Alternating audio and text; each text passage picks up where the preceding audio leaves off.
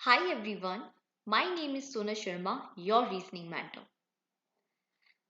So SBI PO, IBPS PO and IBPS clerk सभी के pre exams over हो चुके हैं.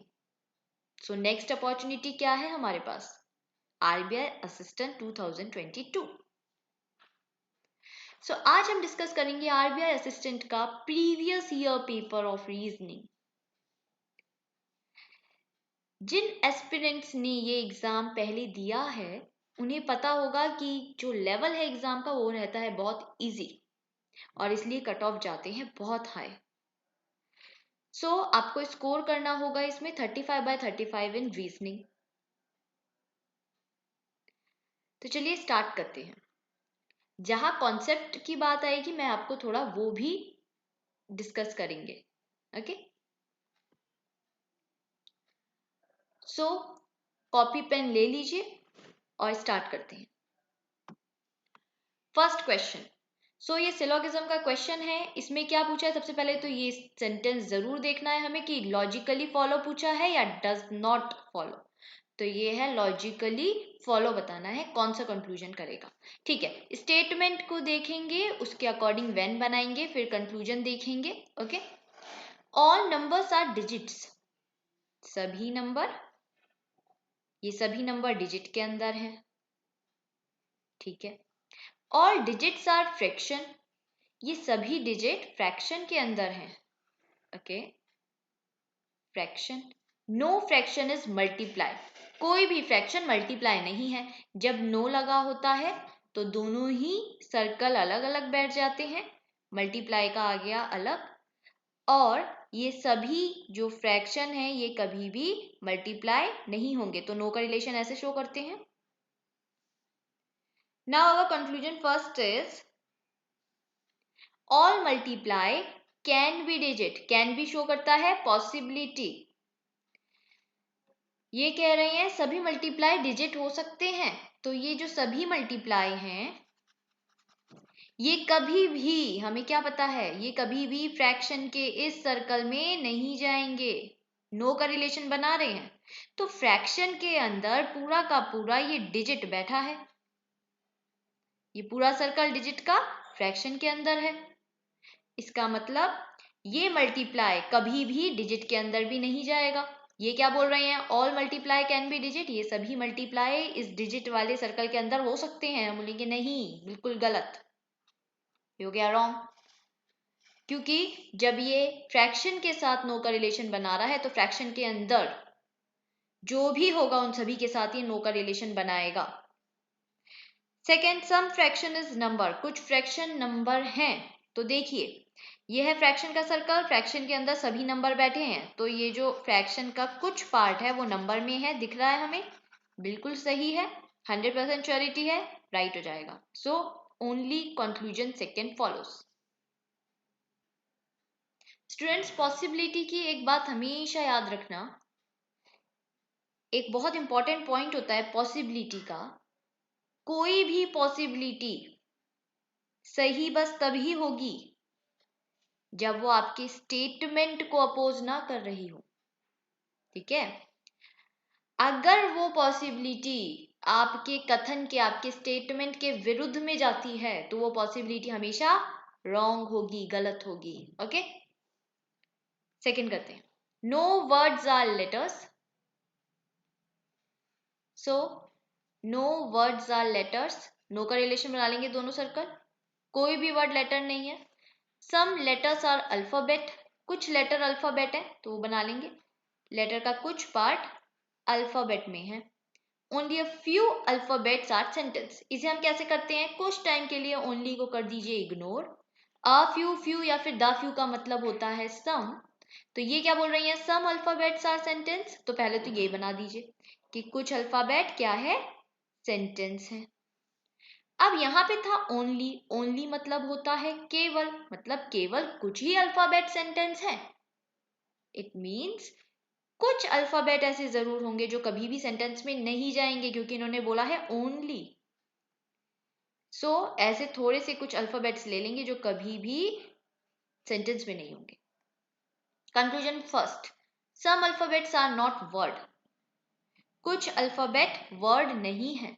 देखिए, अल्फाबेट का सर्कल ये है, वर्ड का सर्कल ये है। वर्ड, ये जो W है, ये इस L के साथ, लेटर के साथ नो का रिलेशन बना रहा है इस पूरे सर्कल के साथ। तो ये जो लेटर है ये कभी भी W में, वर्ड में नहीं मिलेगा। तो लेटर का जो ये पार्ट है ये भी कभी भी वर्ड में नहीं होगा, W में नहीं होगा। और लेटर का जो ये पार्ट है ये अल्फाबेट का भी पार्ट है। तो हम कह सकते हैं ना, मतलब श्योरिटी के साथ कहेंगे दैट कुछ पार्ट अल्फाबेट का ये वाला पार्ट जो है ये कभी भी वर्ड में नहीं जाएगा। 100% श्योरिटी के साथ कह सकते हैं। व्हेन में हमें दिख रहा है, रिलेशन बन रहा है इसमें, तो ये हो जाएगा बिल्कुल सही। सेकंड देखिए, some sentence can be word, कुछ सेंटेंस वर्ड हो सकते हैं। अब वर्ड बैठा है यहाँ, सेंटेंस बैठा है यहाँ, इन दोनों के बीच कोई भी रिलेशन नहीं दिख रहा है, दोनों अलग अलग बैठे हैं, कोई डायरेक्ट रिलेशन नहीं है। ओके, तो अब ये बोल रही है हो सकता है some sentence can be word, can be मतलब पॉसिबिलिटी, कुछ सेंटेंस के वर्ड होने की एक संभावना बता रहे हैं। तो स्टूडेंट्स, हमें खुद नहीं पता कि वर्ड और सेंटेंस के बीच में क्या रिलेशन है, हमें नहीं पता। तो इसके लिए जो भी वो पॉसिबिलिटी बोले वो सभी सही होंगी। वो बोलेंगे कोई भी वर्ड सेंटेंस ना हो ऐसी संभावना है, there is a possibility that no word is sentence, ये भी बिल्कुल सही हो जाएगी। तो इसमें जो भी पॉसिबिलिटी होगी सही हो जाएगी, क्योंकि हमें इन दोनों का रिलेशन खुद नहीं पता। सो ये वाली भी हो जाएगा सही, तो ऑप्शन हो जाएगा ई। नेक्स्ट करते हैं third, only a few river is lake, केवल कुछ, तो वही करेंगे, ओनली को इग्नोर कर दीजिए। A few river is lake मतलब कुछ रिवर लेक है, तो सम रिवर आर लेक। अब यहाँ पे ओनली लिखा था, मतलब केवल कुछ ही रिवर लेक है, तो कुछ रिवर ऐसे जरूर होंगे जो कभी भी लेक में नहीं जाएंगे। सम लेक इज माउंटेन, कुछ लेक माउंटेन है, तो lake, some part of lake is in mountain. All mountains are hill, सभी माउंटेन हिल है, तो माउंटेन के सभी हिल में आ गए। Conclusions, some rivers can be mountain, so river का कुछ पार्ट माउंटेन में हो सकता है। अब देखिए, रिवर बैठा है यहाँ, माउंटेन बैठा है यहाँ, इन दोनों के बीच में कोई भी रिलेशन नहीं दिख रहा है हमारे वेन में, तो इनके, इन दोनों के लिए जो भी पॉसिबिलिटी होगी वो हमेशा होगी सही। So they are saying some rivers can be mountains, river का कुछ पार्ट माउंटेन में हो सकता है। हम बोलेंगे हाँ बिल्कुल सही हो सकता है, क्योंकि हमें खुद नहीं पता कि इसका कुछ पार्ट है या सारा पार्ट है या सभी पार्ट नहीं है। सेकेंड देखिए, सम लेक्स कैन बी हिल, कुछ लेक हिल हो सकते हैं। तो यहाँ पे देखिए, हिल का ये वाला सर्कल है और लेक का ये वाला सर्कल है, ठीक है। हमें ऑलरेडी यहाँ पे पता है, श्योरिटी के साथ पता है, डेफिनाइटली पता है कि कुछ पार्ट लेक का हिल में जरूर है, ठीक है, सम का रिलेशन है। यहाँ पे ये बोल रहे हैं कि कुछ लेक हिल हो, ऐसी एक पॉसिबिलिटी है। इन्होंने क्या कर दिया, शक कर दिया। जब भी पॉसिबिलिटी लगाते हैं ना, मतलब वो कहीं ना कहीं शक करते हैं, वो बोलते हैं हमें पता नहीं है, हो सकता है ऐसा हो, ठीक है। तो जैसे इसने जो बात स्टेटमेंट ऑलरेडी बता चुका है उस बात पे इसने पॉसिबिलिटी लगा दी, तो ये वाली पॉसिबिलिटी हो गई बिल्कुल गलत। मतलब समझ लीजिए, ये है कोई ए और ये है कोई बी। ए ने पहले ही बोल दिया है I am sister of B, मैं इस बी की बहन हूं, सिस्टर हूं। जब ए ने यह बोल दिया है तो अब एक सी आता है, कंक्लूजन निकालता है कि हो सकता है ए बी की सिस्टर हो। हम बोलेंगे बिल्कुल हो सकता है, there is a possibility that A is a sister of B, ऐसा सी कंक्लूजन निकालता है। तो ये कंक्लूजन हो जाएगा बिल्कुल गलत, क्योंकि पॉसिबिलिटी नहीं है, ऑलरेडी पता है, स्टेटमेंट जारी कर दिया, रिलीज कर दिया ए ने। ए बोल रहा है मैं सिस्टर हूं बी की। तो इस पे सी ने क्या किया, पॉसिबिलिटी लगा दी, क्या किया, शक किया। तो शक नहीं करना है, क्योंकि ऑलरेडी ए बता चुकी है that I am sister of B, ठीक है। So option first A, if only conclusion first follow. Next, In the word planted, how many pairs of the letters have the same number of letters between them in the given word as they have in the English alphabet series?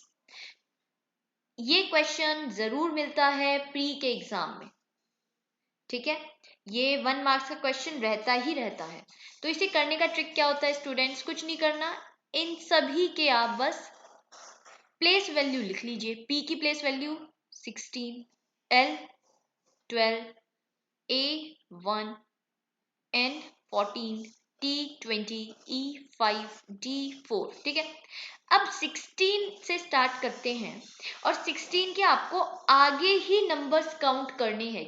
जो भी digit को आप पकड़ेंगे उसके बस आपको आगे ही चलना है, पीछे नहीं चलना। दूसरी बात, क्योंकि यहाँ पे बैकवर्ड और फॉरवर्ड नहीं दिया हुआ है तो हम दोनों ही चलेंगे, आगे की तरफ भी देखेंगे और पीछे की तरफ भी देखेंगे। एक बार मैं दिखा देती हूँ फिर पता चल जाएगा। 16, फिर क्या आता है 17, यहाँ पे 17 है नहीं है, अगर होता तो ये एक पेयर बन जाता, ठीक है।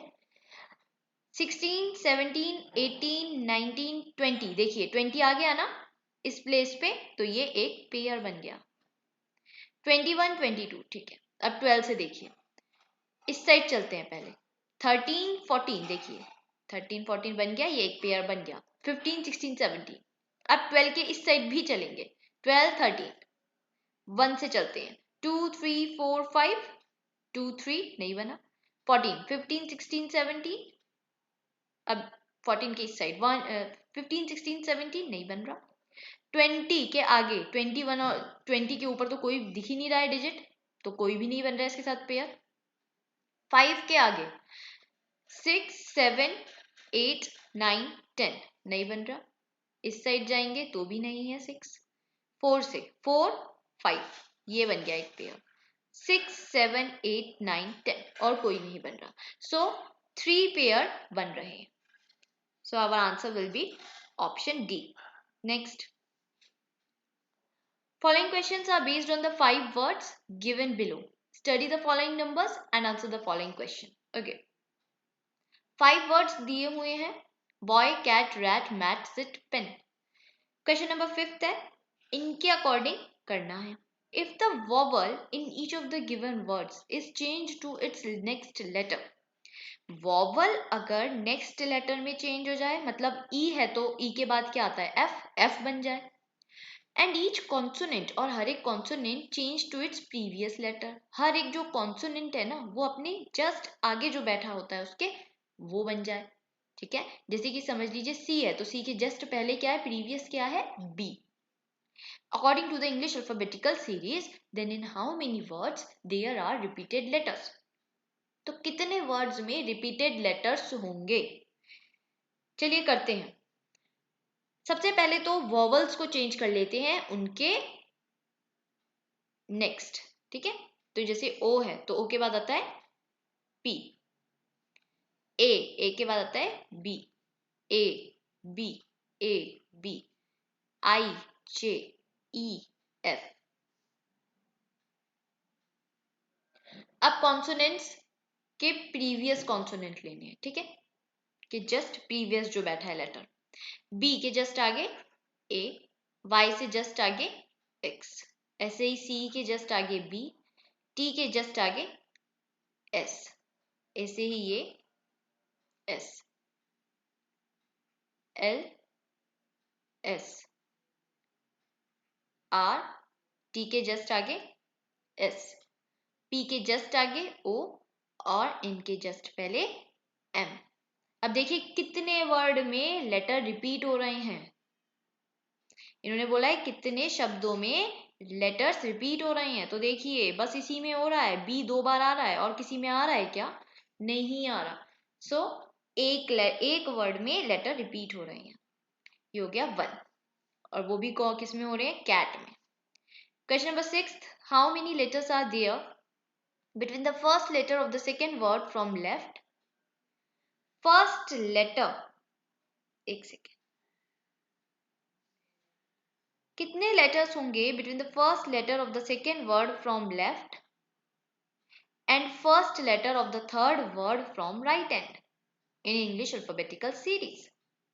सो लेफ्ट से अगर देखा जाए तो जो सेकेंड वर्ड है उसका फर्स्ट लेटर, तो लेफ्ट से सेकेंड वर्ड कौन सा है? कैट। उसका फर्स्ट लेटर क्या है? सी, जिसकी प्लेस वैल्यू है 3। और पहला letter, first letter of the third word from right, third word right से 1 2 3, ये है मैट। इसका फर्स्ट लेटर क्या है? एम, एम की प्लेस वैल्यू होती है 13। इन दोनों ही लेटर के बीच में ये लोग पूछ रहे हैं कितने लेटर्स आएंगे, how many letters are there between them. तो क्या करेंगे हम? 13 माइनस 3 इज इक्वल टू 10, 10 आ जाएगा। बट हमने इसमें क्या किया, हमने ये जो 13 था ना, इसमें से ये 3 तो हटा दिया, तो बीच वाले सब आ गए, बट इसमें इंक्लूड अभी 13 भी है। तो हमें क्या करना होगा? 10 माइनस 1 जो आया है उसमें से -1 भी करना होगा, इस 13 वाले को भी एक्सक्लूड करना होगा, क्योंकि हमें 3 और 13 मतलब कि सी और एम के बीच के लेटर चाहिए, इसलिए माइनस कर देंगे तो आ जाएगा 9। So our answer will be more than 8, E. Next, if the words are arranged according to English dictionary from left to right, अगर इन सभी वर्ड्स को लेफ्ट टू राइट अरेंज कर दिया जाए इंग्लिश डिक्शनरी के according, then which of the following word is second from the left hand. अब हम ये करते नहीं बैठेंगे कि ये सारे हम अरेंज कर रहे हैं, नहीं। क्वेश्चन क्या पूछा इन्होंने? बोला है बताइए अरेंज करने के बाद लेफ्ट एंड से सेकंड पोजीशन पे कौन सा वर्ड आएगा। तो बस सेकंड वाला ही देखिए ना, पूरा क्यों करना है।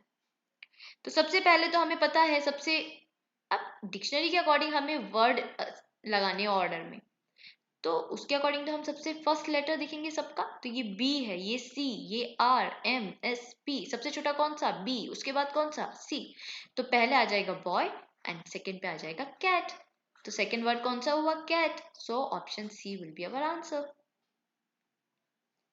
Okay, now if the first letter is interchanged with the third letter, first और थर्ड लेटर इंटरचेंज अगर कर जाते हैं, मतलब कि बी वाई के साथ कर जाए, मतलब कि बी की जगह पे वाई आ जाए और इस वाई की जगह पे बी आ जाए और ओ की जगह पे रहेगा, ठीक है, ये ऐसे बोल रहे हैं।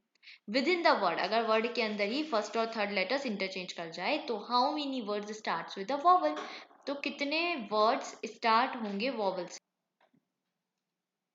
सो यहाँ पे हम क्या करेंगे, क्या हम सबको इंटरचेंज करते रहेंगे? नहीं, इन्होंने क्या बोला है? फर्स्ट को थर्ड से इंटरचेंज कर दो, यहाँ पे वाई आ गया, यहाँ पे बी आ गया, और फिर बताओ कि कितने वर्ड्स वॉवल से स्टार्ट हो रहे हैं। तो हम एक काम करते हैं ना, लास्ट वाला लेटर देख लेते हैं सबका, अगर वो वॉवल है मतलब वो वर्ड वॉवल से स्टार्ट हो रहा है। तो देखिए यहाँ पे ये Y, T, T, T, T, N, कोई भी वॉवल नहीं है, मतलब कि कोई भी वर्ड वॉवल से स्टार्ट नहीं होगा इंटरचेंज के बाद, तो ये हो जाएगा none. Okay, in the word creation, if all the letters are arranged in alphabetical increasing order from left to right, then how many letters remains in the same position? ये क्या कह रहे हैं? सबसे पहले तो हम क्रिएशन लिख लेते हैं, ये भी इस टाइप का भी एक क्वेश्चन आता है, ठीक है, क्रिएशन लिख लिया। अब ये बोल रहे हैं इसे ना इंक्रीजिंग ऑर्डर में, छोटे से बड़ा में इसे लिखिए। तो सबसे छोटा मतलब कि इंग्लिश अल्फाबेटिकल सीरीज के अकॉर्डिंग ही लिखिए। तो यहाँ पे सबसे छोटा क्या है? ए सबसे पहले आ जाएगा, फिर क्या है इससे बड़ा? सी आ गया, फिर क्या है? ई, ई आ गया, फिर आई, फिर N, then O, then R, और फिर है टी। सब लिख दिए। अब हमें बताना है कि कौन से लेटर्स सेम उसी पोजीशन पे वापस आ गए हैं, रिमेन्स सेम, ठीक है, या फिर वो ऐसे भी दे सकते हैं कि अनचेंज्ड, जिनने पोजीशन चेंज नहीं की। तो देखिए एक तो ये ई है जो उसी प्लेस पे आ गया, ये थर्ड पे था, ये देखिए थर्ड पे ही आ गया, और कोई है नहीं, और कोई नहीं है, क्या हो जाएगा? आंसर हो जाएगा only E. Next, In the given number 69286257, if all the digits are arranged in increasing and decreasing order in first and second arrangement, respectively from left to right, then how many digits are remains the same position in both the new arrangement? अब इन्होंने कुछ और कहा है. देखिए बहुत easy question है पर वहां पे टाइम आपका जरूर ये ले लेगा. सो हमें एक नंबर दे दिया है 69286257. 69286257. अब इन्होंने बोला है दो अरेंजमेंट बनाइए. पहली अरेंजमेंट में तो अरेंज करिए इसे इंक्रीजिंग ऑर्डर में, मतलब कि असेंडिंग ऑर्डर में. तो सबसे छोटा कौन सा है? 2 2 पहले आ जाएगा 2, देन 2, फिर इससे बड़ा है 5, देन 6 6 5 6 6, उसके बाद आ जाएगा 7 8 9 7 8 9. अब सेकेंड अरेंजमेंट में क्या करना है? डिक्रीजिंग ऑर्डर में लगाना है, मतलब सबसे बड़ा पहले और फिर सबसे छोटा लास्ट में. तो जब डिक्रीजिंग ऑर्डर में लगाएंगे तो क्या हम वापस से इसी अरेंजमेंट को देखें? नहीं, क्वेश्चन देखने की जरूरत नहीं है. अरे अभी तो हमने इंक्रीजिंग में लगाया है. इसे उल्टा कर दूंगी अगर मैं 9 से स्टार्ट कर दूं, यहाँ पे लिखना 9 8 7 6 6 5 2 2, तो ये डिक्रीजिंग ऑर्डर आ जाएगा ना. ओके. अब ये बोल रही है बताइए इन दोनों ही अरेंजमेंट में कितने ऐसे डिजिट्स हैं जो सेम पोजीशन पे आए हैं. तो देखिए एक तो ये 6 और ये वाला 6 सेम पोजीशन पे आए हैं और कोई भी नहीं आया है. तो कितने हैं? 2 हैं.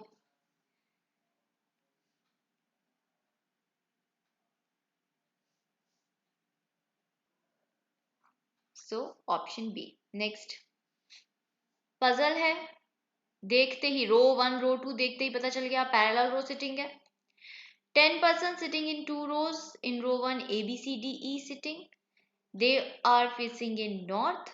1 में फर्स्ट में कौन बैठा है? A B C D E, सभी नॉर्थ में देख रहे हैं. सेकेंड रो में कौन बैठा है? P Q R S T.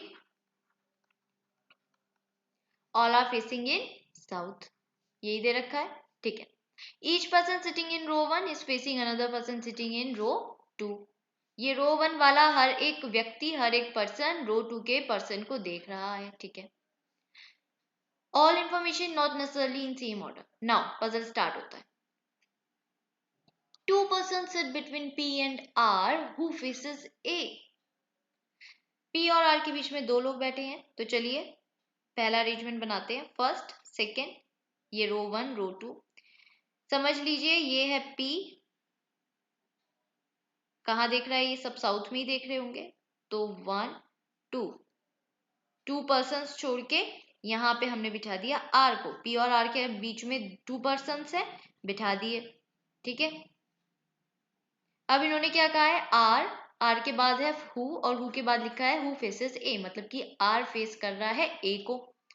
तो आर किसको फेस कर रहा है? ए को, मतलब कि आर के जस्ट अपोजिट कौन होगा? ए. अब एक में तो हमने कर लिया कि पी के लेफ्ट में बैठा है आर. ऐसा भी तो हो सकता है पी के राइट में बैठा हो आर. तो चलिए दूसरा अरेंजमेंट बनाते हैं. एक बार मान लेते हैं पी यहाँ है और 1 2 छोड़ के आर आ गया यहाँ पी के राइट में. आर किसे देख रहा है? ए को.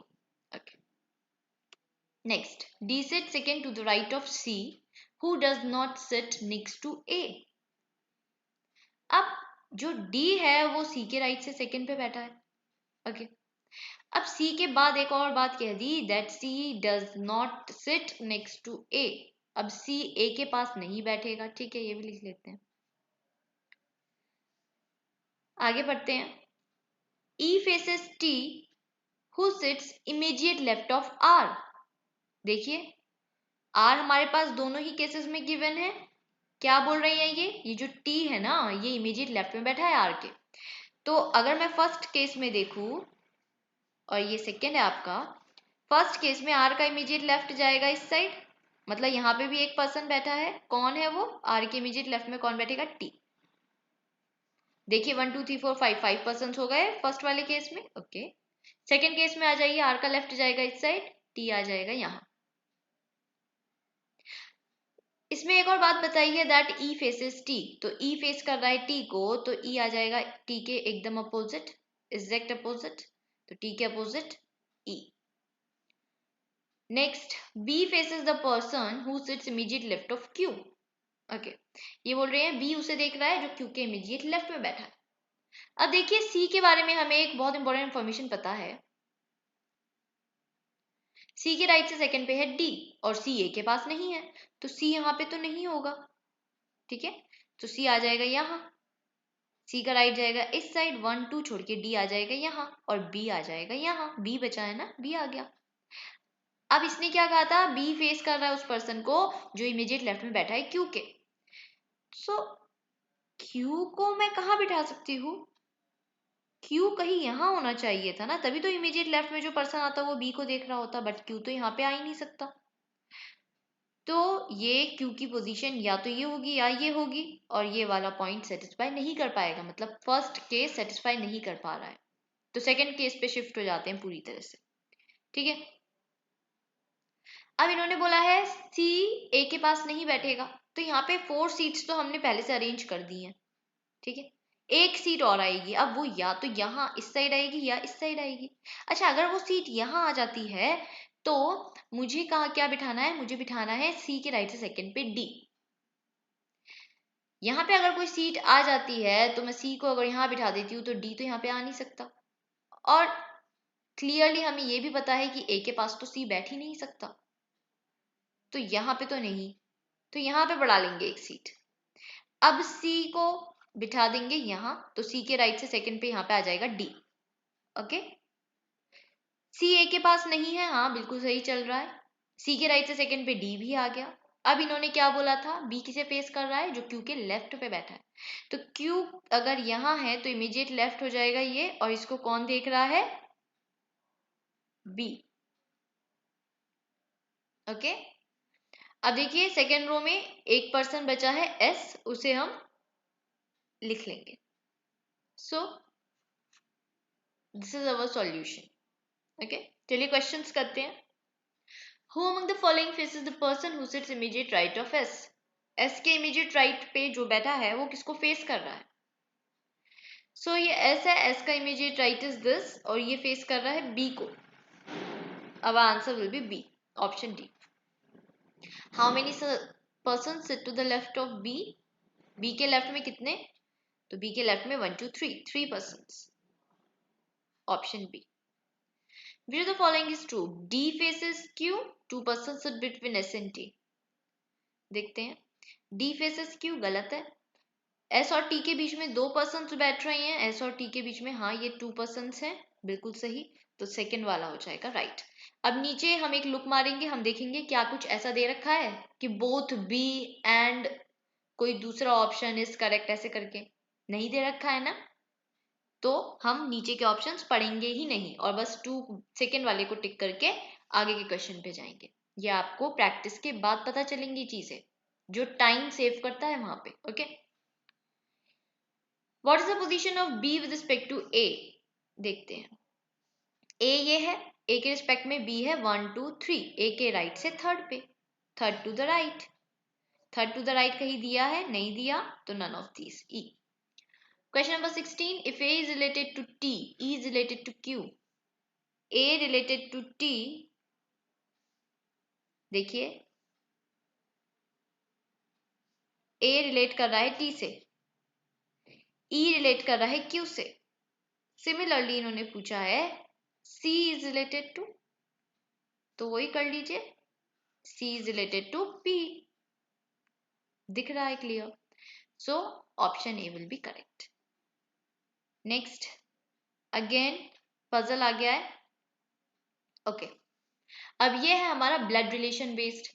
देखिए सारे चैप्टर्स में से आए हैं, चाहे वो 3 क्वेश्चंस हो, किसी में 5 आए हैं। There are 8 members of 3 generations are living in a family. 3 generation है, चलो ठीक है, 8 लोग रह रहे हैं इस generation. F is grandfather of G। अब F ग्रैंडफादर है G के, तो थर्ड जनरेशन में F आ जाएंगे और G आ जाएंगे फर्स्ट में। F का जेंडर स्पेसिफाई हो गया क्योंकि ग्रैंडफादर है तो प्लस होंगे। G who is child of A, और ये जो G है ये बच्चा है किसका, ए का। अब क्योंकि चाइल्ड है तो चाइल्ड का जेंडर नहीं पता चलता है, चाइल्ड प्लस भी हो सकता है माइनस भी हो सकता है, बट ये किसका बच्चा है, G is a child of A, तो इनके ऊपर ए पेरेंट बन गए इनके। अब ये प्लस है माइनस है नहीं पता, आगे देखते हैं। B and D are siblings of E who is the only son of F। अब इन्होंने बोला है कि B और ये जो D है ना ये सिबलिंग्स है। सिबलिंग्स मतलब होते हैं जो रियल ब्रदर सिस्टर होते हैं, ठीक है, या फिर real sister sister, brother brother, मतलब कि रियल भाई बहन जो होते हैं आपके सगे भाई बहन।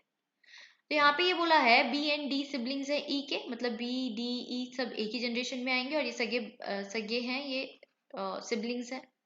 और ये जो ई है ना ये ओनली सन, केवल एक ही बेटा है एफ का, तो ये एफ का बेटा है तो एफ के नीचे की जनरेशन में आएंगे, और ये बेटे हैं तो प्लस हो जाएगा। और अगर ये ओनली सन है एफ का, मतलब ये जो बी और डी हैं ये दोनों डॉटर्स हो जाएंगी। क्लियर है ये। H is only grandson of F, F का केवल एक ही ग्रैंडसन है, मतलब कि प्लस में होगा एच का जेंडर। तो एफ यहाँ पे है, एफ का ग्रैंडसन बस एक ही है, कौन है, एच है, बट एफ का तो हमें एक जी भी दिख रहा है ना ग्रैंड चाइल्ड। तो जब एच भी इनका ग्रैंडसन है और बस ये ओनली ग्रैंडसन है, इसका मतलब जी का जेंडर क्या हो जाएगा, माइनस। गॉट इट, ठीक है। तो ये ग्रैंड डॉटर हो गई है एफ की। Now C is spouse of B, अब बी की शादी हुई है सी से, तो सी स्पाउस हो गए बी के। Who have only one child, और बी के बस बी और सी के मतलब एक ही चाइल्ड है बस, कौन है हमें नहीं पता, जी इज चाइल्ड ऑफ डी। और ये जो जी है ना ये इस डी का चाइल्ड है, जी। तो देखिए अब जी ए का भी चाइल्ड है और डी का भी चाइल्ड है, मतलब ए और डी दोनों स्पाउस होंगे एक दूसरे के। तो यहाँ पे डी आ गया, डी का जेंडर क्या है, माइनस। अब इसको है ना ये वाले को, इस पूरे को यहाँ पे बिठा रही हूँ मैं, ठीक है। तो डी माइनस है तो ए प्लस हो जाएगा। डी के भाई बहन भी हमें पता है, डी की एक बहन है बी, तो डी की बहन हो गई ये बी। बी का जो स्पाउस है वो कौन है, सी, सी, और ये क्या है, प्लस है। और डी और सी, बी और सी के बस एक ही चाइल्ड है तो वो कौन हो जाएगा, एच। अब हमें पता है बी का बी डी ई सिबलिंग्स है, तो यहाँ पे ही इसी जनरेशन में ही ई आ जाएगा, और ये सभी बच्चे हो जाएंगे किसके, एफ के। ई बी और डी ये सब क्या है, किड्स हैं एफ के। अब देखिए काउंट कीजिए, ई का जेंडर है प्लस, काउंट कीजिए 8 हो गए क्या, 1 2 3 4 5 6 7 8, 8 मेंबर्स हो चुके हैं, हमारा ट्री बन चुका है। आगे बढ़ते हैं। How many male members are there in the family, male members कितने हैं, 1 2 3 4 5, option C second. How G is related to E, देखते हैं। ये है जी, जी इस ई का क्या लगा, अरे जी की मम्मी के भाई, ठीक है, जी के जो मम्मी है ना उनके भाई, इसका जी क्या लगा, जी नीस लगी ना।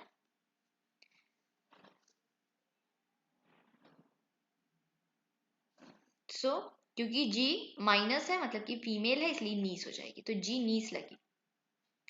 If P is spouse of F, then how P is related to B? So P कहाँ है, अगर F का स्पाउस मतलब कि F is married to P, तो P हो जाएगा माइनस। तो अब ये क्वेश्चन क्या है, question is how P is related to B, ये P कैसे रिलेट करेगा इस B से। अरे तो F क्या है, B का फादर है ना, तो P क्या हो जाएगी, mother. So our answer will be C. Next. अब ये आ गया है हमारे पास इनइक्वालिटी का क्वेश्चन। ओके, इनइक्वालिटी क्वेश्चन में सबसे पहले तो हम सेंटेंस देख ऊपर ये देखेंगे जो भी डायरेक्शंस दे रखे हैं, लॉजिकली फॉलो कौन सा करना है वो बताना है, ठीक है। चलिए आ जाइए स्टेटमेंट पे।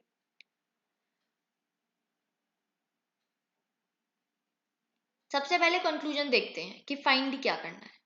B is greater then W, क्या B बड़ा है W से? सबसे पहले तो B सर्च करेंगे। तो स्टेटमेंट हमें पहले तो दिख रहा है कि भाई दो स्टेटमेंट दे रखी है, एक ये है एक ये है। B है ये, W है इस स्टेटमेंट में। अब इन दोनों को हम कैसे इनके बीच का रिलेशन बताएं कि कौन बड़ा कौन छोटा?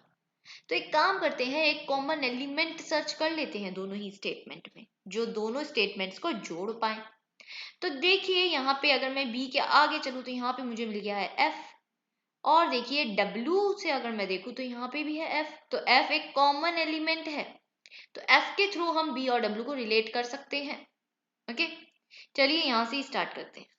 लिखा मैंने B ग्रेटर देन, अभी मैं यहाँ पे ये बता रही हूँ नोट करके, एग्जाम में ऐसा नहीं करना है। एग्जाम में तो प्रैक्टिस इतनी हो जाती है कि आप बस देख के ही टिक करते हैं। ओके, तो B is greater than G is equal to H greater than F। अब F आ गया, अब दूसरे स्टेटमेंट पे आ जाइए F से अब W तक जाना है। F इज ग्रेटर देन और इक्वल टू E, तो F is greater than equal to E is equal to W। So B से W के बीच में क्या रिलेशन आया? सबसे पहले तो डायरेक्शन देख लेंगे सबके। देखिए सब एक ही जगह देख रहे हैं, ग्रेटर देन का ही चल रहा है।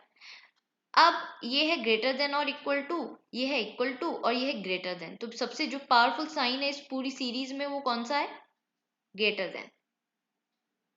सो कंक्लूजन क्या आएगा? That B is greater then W। बिल्कुल करेक्ट है, यही दे रखा है, बिल्कुल सही।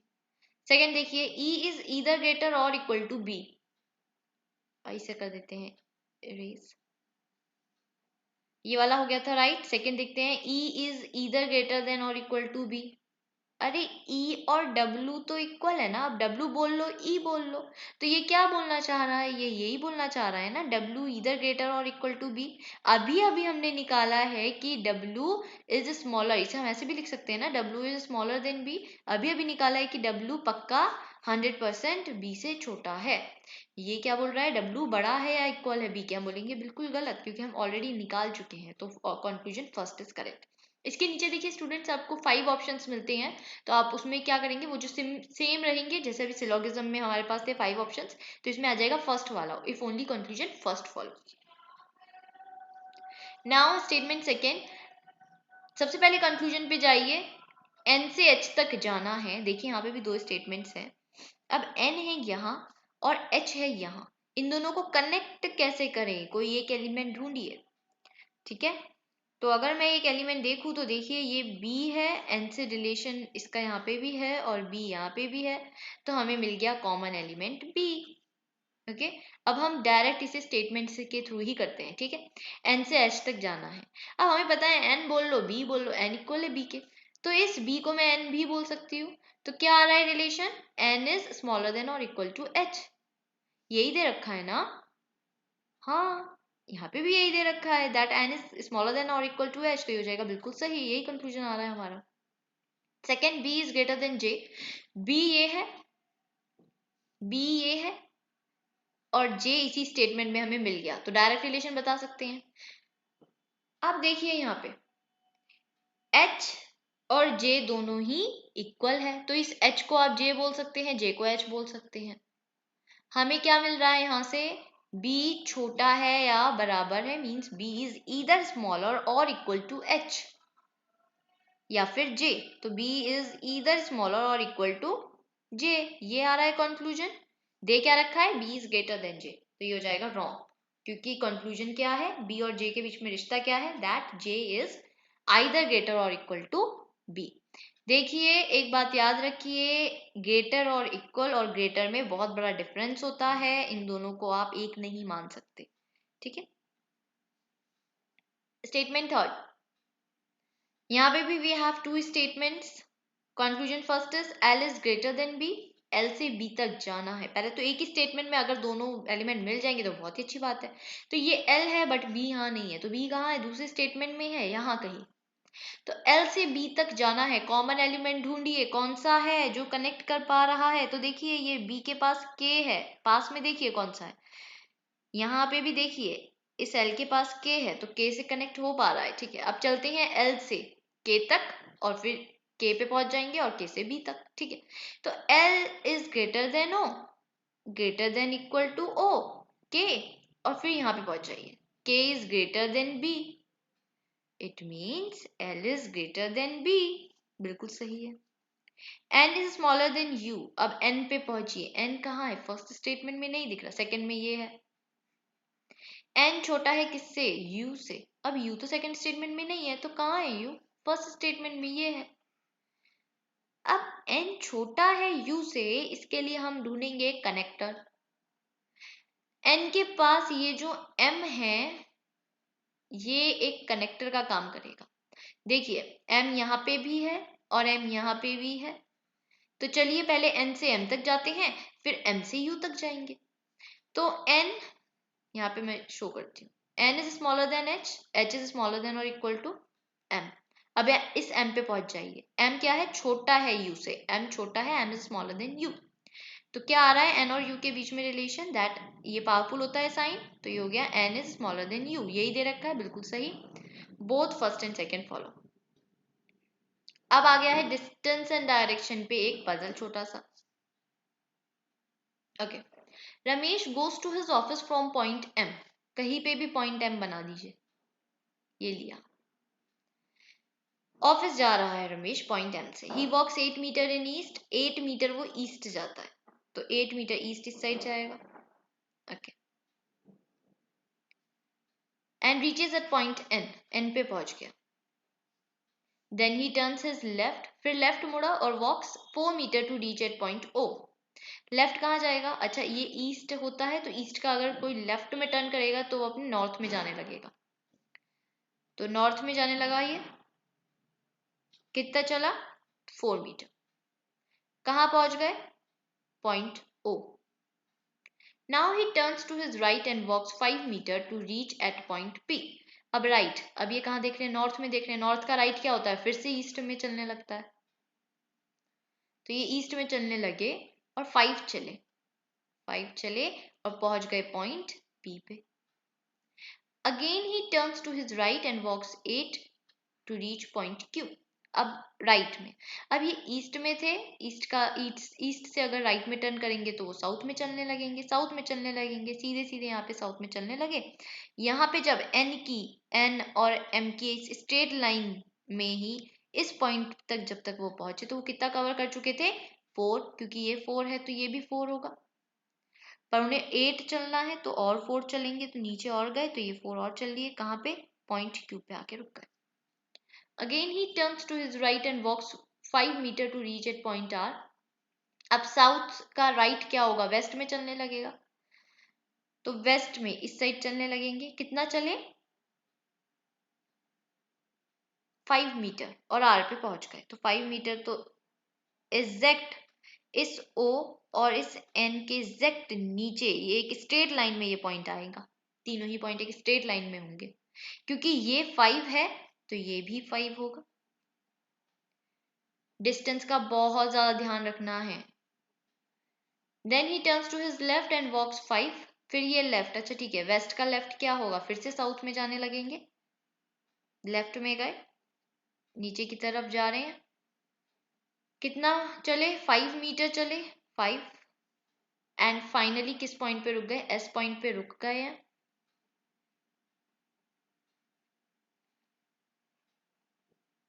अब ये क्या बोल रही हैं,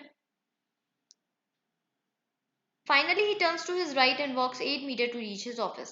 अब फाइनली वो अपने राइट में मुड़ेंगे, तो साउथ में है, साउथ का राइट कहाँ जाएगा, वेस्ट की तरफ जाएगा ना, और वो कितना चलेंगे, 8 मीटर, और अपने ऑफिस पहुंच जाएंगे। तो ये राइट में चले तो कहाँ चलाओ इसे, यहाँ यहाँ यहाँ यहाँ यहाँ, और जस्ट m के नीचे लाके रोक दूंगी, क्योंकि n और m ये जो है ये 8 है, तो ये भी 8 चल रहे हैं, तो ये भी 8 हो जाएगा। अब यहाँ पे आ गए अपने ऑफिस में, ठीक है। चलिए क्वेश्चन करते हैं। What is the direction of p with respect two point s। s के रिस्पेक्ट में p कहाँ है, देखते हैं, s ये है, p कहाँ है, ये है, जिसके रिस्पेक्ट में पूछे ना students, with respect to S पूछा है ना, तो एस पे ही एक प्लस बना लो, ठीक है। तो ये जो सीधे ये जो ऊपर जाएगा ना, ये इस लाइन में, ये तो होगा नॉर्थ, नॉर्थ जा रहा है ये एस का, और जो इस लाइन में जाएगा वो क्या जा रहा होगा, एस का वेस्ट, सॉरी ईस्ट जा रहा होगा, ओके। अब हमें बताना है, हमें बताना है कि P कहाँ है। तो देखिए ये है कहीं यहाँ, मतलब ईस्ट और नॉर्थ के बीच में कहीं, तो ये हो जाएगा north east. Next, which of the following points are in straight line? Straight line में कौन से पॉइंट्स हैं? तो ये देखते ही पता चल जाएगा। POS, NOS, PNQ देखते हैं। POS, NOS देखिए, ये N O और ये S, ये देखिए स्ट्रेट लाइन में है ये तीनों ही पॉइंट एक, ठीक है। तो NOS will be our answer. Ramesh office is in which direction respect to M? M के रिस्पेक्ट में ऑफिस कहाँ है रमेश का? तो M कहाँ है, ये है। इस M के रिस्पेक्ट में ऑफिस जस्ट इसके नीचे की साइड है, बिल्कुल इसके नीचे एक स्ट्रेट लाइन, मतलब कि साउथ में है। So option D south. Next, अब आ गई है puzzle. 8 persons are sitting around a circular table facing towards the center of the table। ठीक है, जल्दी से बना लेते हैं। 1 2 3 4 5 6 7 8। 8 लोग बैठे हैं, सभी इनसाइड द सेंटर फेस कर रहे हैं। A sit second to the left of B। तो B को कहीं भी बिठा दीजिए। B के लेफ्ट से, लेफ्ट साइड जाएगा 1 2, A आ जाएगा यहाँ। Only 2 person sit between A and H। A और H के बीच में बस 2 व्यक्ति हैं। तो हो सकता है 1 2 छोड़ के H यहाँ हो, तो पॉसिबिलिटी है। तो मैं अब दूसरा डायग्राम ना बना के यहाँ पे पॉसिबिलिटी स्लैश लगा देती हूँ, ये पॉसिबिलिटी शो कर रही है, ठीक है। हो सकता है A के लेफ्ट में हो, तो 1 2 छोड़ के H यहाँ भी हो सकता है। आगे बढ़ते हैं। G sits third to the right of H। H के राइट से थर्ड पे G। अच्छा, अगर H यहाँ पे होता है तो 1 2 3 G यहाँ पे आना चाहिए, बट यहाँ पे तो ऑलरेडी A है, मतलब H यहाँ पे नहीं होगा। तो H की ये हो गई पोजीशन जो बची हुई है कंफर्म। अब H के राइट से, H का राइट कहाँ जाएगा, इस साइड जाएगा, तो 1 2 3 यहाँ पे क्या आ जाएगा, G आ जाएगा। E sits immediate left of G। G का इमीडिएट लेफ्ट कहाँ आएगा, क्योंकि सब फेस कर रहे हैं टुवर्ड्स द सेंटर, तो G का इमीडिएट लेफ्ट होगा ये, यहाँ पे क्या आ जाएगा, E। D sit second to the left of C। अब ये बोल रही है C के लेफ्ट से सेकेंड पे है D। F sit third to the right of C, और C के राइट से थर्ड पे है F, मतलब C और F के बीच में 2 persons are there, and D and C के बीच में 1 पर्सन इज देयर, है ना। ओके, सो C को कहाँ बिठाएं? तो अच्छा, अगर मैंने C को यहाँ बिठाया तो C इधर आ गया, C के राइट से 1 2 3, 3 पे कौन आ जाएगा, F, और C के लेफ्ट इस साइड जाएगा 1 2, सेकंड पे आ जाएगा D। तो ये हो गया बिल्कुल, ये फर्स्ट पॉसिबिलिटी ही बिल्कुल सही चली गई। अगर मैं यहाँ पे ले लेती तो शायद वो रॉन्ग जाती, डी की पोजीशन नहीं बन पाती, ठीक है। तो चलिए, अच्छी बात है, प्रैक्टिस के बाद ये भी हो जाता है कि जो पॉसिबिलिटी होती है वो डायरेक्ट बिठा देते हैं, मतलब सही जाती है फिर आपकी जो आप पॉसिबिलिटी लेते हैं, ठीक है। चलिए क्वेश्चंस करते हैं। Who among the following sits second to the left of H? H कहाँ है, एक सेकेंड। H है ये, H का लेफ्ट जाएगा इस side 1 2, second to the left of H बैठा है C, C आ जाएगा option A. Who among the following faces D? D को कौन फेस कर रहा है, देखिए D है ये, इसको फेस कर रहा है H, ऑप्शन बी। अब ये है odd one out। Four of the following five are alike in a certain way, hence form the group. Which of the following does not belong to the group? HC, FH, BA देखते हैं।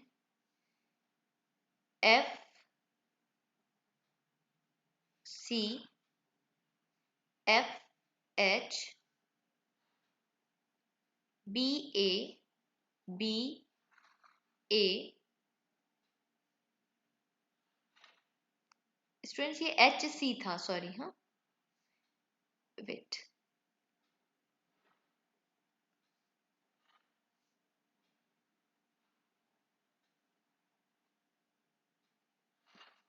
Okay, ये था HC, तो HC, then BA और एक था FH।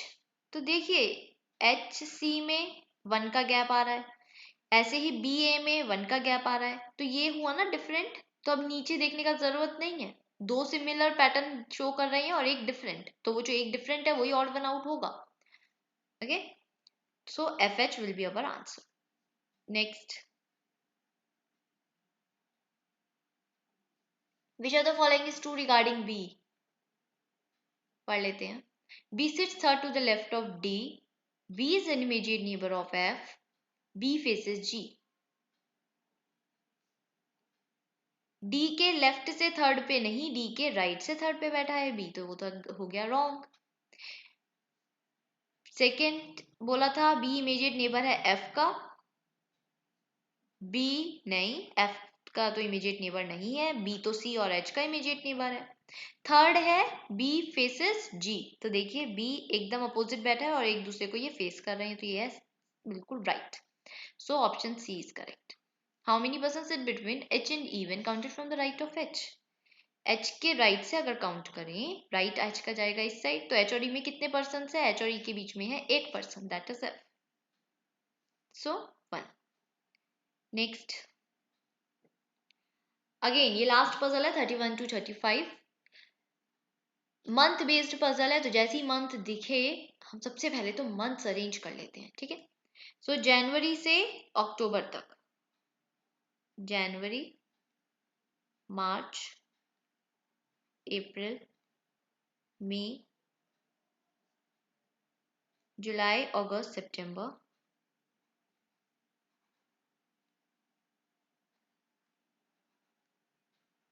अक्टूबर। Okay,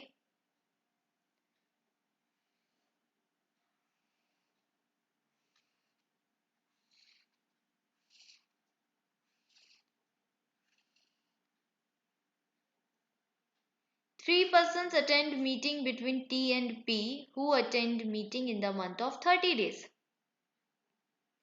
इन्होंने बोल दिया है कि T और P के बीच में 3 पर्सन अटेंड कर रहे हैं मीटिंग और P अटेंड कर रहा है 30 डेज के मंथ में। तो 30 डेज के मंथ कौन से हैं? वेट, 30 डेज के मंथ एक तो ये अप्रैल है जिसमें 30 डेज होते हैं, और सितंबर, और सब में होते हैं 31 डेज। सो P कहाँ हो सकता है? एक बार ले लेते हैं कि P है अप्रैल में, एंड एक बार ले लेते हैं P is in September. P और T के बीच में 3 पर्सन है, तो 1 2 3 T विल बी हियर, ऐसे ही 1 2 3 T will be here. W attend meeting before V and after R। W V से तो पहले अटेंड कर रहा है बट R के बाद में, means they are saying R के कहीं बाद में आएगा W, but W attends meeting before V, V से पहले आएगा। साइड में नोट कर लिया ये, क्योंकि इसे डायरेक्ट बहुत सारे पॉसिबिलिटी बन सकते हैं। There are as many persons attend meeting before P as after Q। ये सेंटेंस एक तो आता है बहुत ज्यादा, हर पजल में मिलता है ये। अब जैसे ही आपको ये सेंटेंस दिखे कि there are as many persons attend meeting before P as after Q, तो इसमें से जैसे P हमें ऑलरेडी दिख रहा है, P की किसी भी एक्सट्रीम एंड से पोजीशन देख लीजिए, और जैसे ये यहाँ पे P है फर्स्ट केस में, देखिए तो P अगर मैं टॉप से देखूं तो 1 2 3 टॉप से थर्ड पे है, तो ये जो Q है ना, इसे ना बॉटम से थर्ड पे बिठा दीजिए, जो दूसरा जो एंड होगा ना उससे थर्ड पोजीशन पे बिठा दीजिए, 1 2 3, तो Q आ जाएगा यहाँ। ओके, ऐसे ही सेकेंड वाले केस में इसमें देखिए P बॉटम से सेकेंड पोजीशन पे है, 1 छोड़ के P है, तो ऐसे ही Q को ऊपर से टॉप से सेकेंड पोजीशन पे बिठा दीजिए, एक छोड़ के यहाँ पे बिठा दिए Q। Now U attend meeting before S and after Q। अब ये बोल रहे हैं Q के तो बाद अटेंड करेगा U, मीन्स Q के बाद U अटेंड करेगा मीटिंग, बट ये U अटेंड करेगा S से पहले, मतलब Q के नीचे U और S दोनों आएंगे। अगर मैं ये फर्स्ट केस में देखूं तो Q के नीचे T है और बस एक ही स्पेस वैकेंट है, यहाँ पे मैं U को बिठाऊं या S को बिठाऊं? नहीं बैठ सकते ना, तो यहाँ पे ये कंडीशन नहीं सेटिस्फाई कर पाएगी, इसलिए ये हो जाएगी रॉन्ग वाली पॉसिबिलिटी। अब सेकंड केस को कंटिन्यू करेंगे, इसी से हमारे पास क्वेश्चन का आंसर आएगा। आगे पढ़ते हैं। S attend meeting before V and after W. अब ये एस अटेंड कर रहा है वी से तो पहले बट डब्ल्यू के बाद, मतलब वी तो इसके नीचे आएगा बट डब्ल्यू इस एस के ऊपर आएगा। ओके, और डब्ल्यू के ऊपर क्या आएगा? आर आएगा, ये हमें यहां से पता है। तो चलिए इसे मैं एक ही बना देती हूँ, डब्ल्यू के ऊपर आएगा आर। ठीक है, इससे हमें दो चीजें पता चल रही है। एक तो ये पता चल रहा है कि क्यू के नीचे 1 2 3 एटलीस्ट यू एस वी तो जरूर होंगे, 3 लोग जरूर होंगे। दूसरी बात क्या पता चल रही है कि आर के नीचे 1 2 3 एटलीस्ट 3 पर्सन जरूर होंगे। तो आर कहाँ हो सकता है? यहां तो नहीं हो सकता है ना, यहां 1 2 3। आर कहाँ कहाँ हो सकता है? आर या तो होगा में, देखिए यहाँ पे तो P है, नीचे WSV, ये 3 पोजीशंस मिल गई, इसलिए R कहाँ कहाँ हो सकता है? या तो में, और ये TQ है, या फिर जैन में हो सकता है। अब आगे देखिए यहाँ पे क्या लिखा है। W के बारे में एक बात दे रखी है, that who does not attend meeting in May में W नहीं आएगा, मतलब W यहाँ नहीं होगा। ओके, और W के नीचे कितने लोग हैं? S और V हैं। W यहाँ नहीं आएगा। ओके, अब R कहाँ कहाँ आ सकता है? या तो जैन में या फिर में, ये दो ही पोजीशन है R की। ठीक है, तो चलिए हिट एंड ट्रायल करते हैं। एक बार मान लेते हैं जैन में है, तो R को अगर मैं यहाँ जैन में बिठाती हूँ तो R के नीचे क्या आएगा? W, और W के नीचे S और V, तो W यहाँ में तो आ नहीं सकता। तो W कहाँ आ जाएगा? W आ जाएगा यहाँ जुलाई में, और W के नीचे यहाँ पे S, और नीचे लास्ट एक ही बचा है V आ जाएगा। बचा क्या? U, तो U को बिठा दिया यहाँ पे। अब देखना जरा ये सेटिस्फाई कर रहा है क्या? Q के नीचे होना चाहिए U, तो देखिए Q के नीचे ही आ रहा है U। हाँ, तो ये देखिए ये जो फर्स्ट वाला पॉसिबिलिटी है ना, यही सही चला गया। तो सेकेंड वाले को तो हमें क्रॉस चेक करना ही नहीं होगा। So this is our required solution. चलिए क्वेश्चंस करते हैं। Who among the following attend meeting in July? तो जुलाई में कौन अटेंड कर रहा है? W। Option D, there are as many persons who attend meeting before W as after। W से जितने पहले,